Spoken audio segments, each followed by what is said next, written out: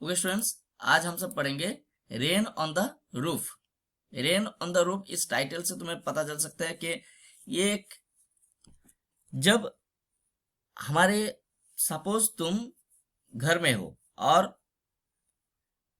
बहुत बारिश हो रहा है तो उस टाइम क्या होता है,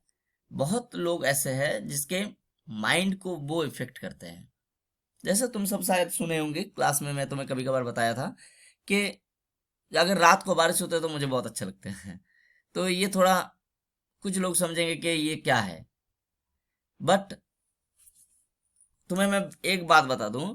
जो रेन रेन रेन के जो साउंड है, the sound of rain, it is used in order to console your mind, in order to तुम्हारे माइंड को जो है, माइंड को क्या करता है ये, माइंड को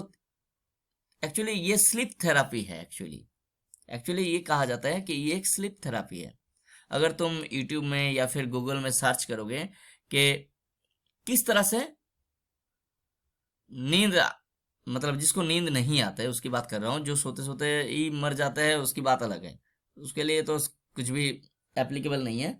but those who are actually suffering from the sleep sleep lack of sleep, उसके लिए रेनिंग साउंड जो होता है कभी कभार इफेक्ट करते हैं उसके माइंड को शांत करने के लिए और अच्छी नींद आने के लिए। तो तुम्हें बहुत सारे ऐसे वीडियोस मिल जाएंगे जिससे क्या होता है वो लोग सुन के सोते हैं। Even I was also use before. मैं भी कभी एक बार एक टाइम था जब मैं खुद इस्तेमाल करता था उस साउंड को। तो इसीलिए जब रेन बारिश होता है तब क्या होता है, हमारे माइंड के ऊपर वो एक इफेक्ट करते हैं,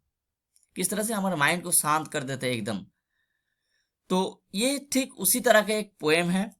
तो इस पोएम को लिखे है कौन ना, देखो writers name is given course किने। कोर्स किने का लिखा हुआ एक पोएम है। इस पोएम के अंदर तुम्हें एक ऐसी म्यूजिक मिलेगा जैसे it is A musical poem बता सकते हो, ताकि रेनिंग जो साउंड है वो किस तरह से राइटर के और पोएट के माइंड के ऊपर इफेक्ट कर रहे हैं, उसके ऊपर ये पूरा पोएम है। तो थोड़ा मैं हिंट्स देता हूँ। यहाँ पे देखो कुछ लिखा हुआ है, देखो पढ़ते हैं इसको। When the sky is covered with dark clouds and it starts raining, have you ever listened to the patter of soft rain on the roof?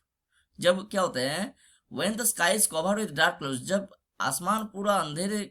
बादल से भर जाता है, and it starts raining, जब बारिश शुरू हो जाता है, have you ever listened to the patter of soft rain on the roof? क्या तुम उस जो बारिश की बूंदे गिरने की जो आवाज है छत के ऊपर, क्या वो सुने हो? What thoughts flashed through your mind? उस टाइम क्या होता है, कौन कौन सी ऐसी तुम्हारे दिमाग में कौन कौन सी चिंताएं घूमते रहते हैं, कौन कौन सी इमेजिनेशन घूमते हैं। As you hear this melody of nature, जब तुम इस मेलोडी ऑफ नेचर क्यों, क्योंकि it is not artificially created, it is natural sound. ठीक है, इस नेचुरल साउंड को, नेचुरल एक इस धुन को जब सुनते हो तब माइंड में कुछ इफेक्ट होते हैं, कुछ चिंताएं तुम्हारे दिमाग में आते हैं। Read the poem to find out what the poet dreamed of while listening to the rain. अब देखो इस पोएम में पोएट के माइंड के ड्रीम्स के ऊपर दिए गए हैं जब वो रेन के बारे आवाज सुन रहे थे। तो ये पोएम जो है, ये पोएम पूरी तरह से उसी के ऊपर है, क्योंकि ये हमारे पोएट के इमेजिनेशन के ऊपर है। पोएट एक घर में लेटा हुआ है, मतलब सोया हुआ है, और बारिश हो रहा है। देखो, when the humid shadows hover, when the humid shadows, अब ये humid क्या है ना, humid you know, humid मतलब the it's a one kind of weather that is क्या होता है ना, moist weather। एक्चुअली कहते हैं moist weather। moist क्यों ना, high level of water vapour in the high level of water vapour in the atmosphere की वजह से ये क्या होता है ना, वेदर बिकम ह्यूमिड हो जाता है। तो when the humid shadows over, तो ह्यूमिड वेदर जो है, जब ये क्या करते हैं, totally cast shadow on the earth, पूरी तरह से पृथ्वी को भर देते हैं। ठीक है, जब वेदर पूरी तरह से ह्यूमिड हो जाता है और पृथ्वी को उसकी ये वेदर जो है, ह्यूमिड वेदर, वो पूरी तरह से cast a shadow on the earth, पृथ्वी के ऊपर एक शैडो के जैसा क्रिएट करते हैं, ठीक है। तब क्या होता है, over all the star spheres, over all the star spheres, और वो कहां पे ना, over all the star spheres, star spheres मतलब स्टारी मतलब द स्काई, स्फीयर्स मीन्स यहाँ पे sky, the sky full of stars means the humid shadows actually cover the whole sky, the sky which was starry before but now it is totally covered by humid shadows, एक ऐसी मतलब बादल जैसे, ठीक है। यहाँ पे तुम आसान भाषा में ले सकते हो, बादल, बादल क्या करते हैं, पूरी तरह से स्टार स्फीयर को मतलब the sky full of stars को जब पूरी तरह से कवर कर देते हैं, तब क्या होता है, and the melancholy darkness, and the melancholy darkness, melancholy क्यों, मेलानकोली मतलब मेलानकोली इज ए मूड, तो darkness is indicated as if it has a feelings, it has life, तो we can say it is a personification. And the melancholy darkness, darkness कैसा ना, मेलानकोली, actually मेलानकोली mood मतलब जब gloomy mood हो, mood अच्छा ना हो, मतलब उदास टाइप के, तो इस तरह से and the मेलानकोली mood, मेलानकोली darkness gently waves in rainy tears, तभी अंधेरा जो है, इस अंधेरे की मूड अभी बहुत खराब है, मतलब ऐसा लग रहा है पूरा एनवायरनमेंट जो है, पूरा एनवायरनमेंट का आज मूड ठीक नहीं है, वो जैसे कि, तो वो क्या कर रहे हैं, मूड ठीक ना होता है, जैसे हम सब की कभी कभार माइंड ऑफ होते हैं तो हम सब कभी कभी लोग रोते हैं, तो उसी तरह से यहाँ पे डार्कनेस, तो उसका माइंड कैसा है ना, मेलानकोली, तो वो क्या कर रहे हैं ना, जेंटली वेव्स, वो धीरे धीरे रो रहे हैं, और कैसे रो रहे हैं ना, इन रेनी टीयर्स, तो टीयर्स आर टीयर यहाँ पे किसके साथ कंपेयर हुआ है, टीयर्स कंपेयर्ड विथ रेन, ठीक है, रेन ड्रॉप्स के साथ, जैसे when people cry, tears roll down from their eyes, similarly here the darkness, when the mood of the darkness become melancholy, it cries, किस तरह से क्राई कर रहा है ना, with rainy tears, rainy tears के साथ, मतलब rainy tears are coming down from the darkness, rainy tear मतलब अंधेरे में बारिश हो रहा है, तो ऐसा लग रहा है, पोएट ऐसा सोच रहा है कि अंधेरा जो है यहाँ पे रो रहा है, और किस तरह से रो रहा है ना, उसकी जो टीयर्स है वो रेन के रूप में पृथ्वी में गिर रहे हैं। What a bliss to press the pillow, तो इस टाइम इस सिचुएशन में व्हाट ए ब्लिस मतलब it is a blissful situation, ये बहुत ही एक आरामदायक सुंदर सा एक लम्हा है। To press the pillow means अरे तकियों को पकड़ के सो जाना, ठीक है। To press the pillow of a cottage chamber bed, मतलब एक कॉटेज चैम्बर क्या है ना, एक छोटा सा घर है, ऐसा नहीं है कि बहुत बड़ी पैलेस है, ऐसा नहीं, एक छोटा सा कॉटेज चैम्बर के किसी बेड में लेटे हुए, इस टाइम बाहर बारिश हो रहा है अंधेरे में रात को, तो उस टाइम पिलो को प्रेस करके मतलब तकिए को पकड़ के लेटे रहना, ये बहुत ही क्या है ना, it is a blissful moment for everyone, ये एक बहुत ही सुंदर सा मोमेंट है।